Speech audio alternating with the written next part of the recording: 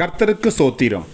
இன்றைய வேத வசனம் ரோமர் 2:7 சோர்ந்து போகாமல் நற்கிரியைகளை செய்து மகிமையையும் கனத்தையும் அழியாமையும் தேடுகிறவர்களுக்கு நித்திய ஜீவனை அளிப்பார். ஆமென்.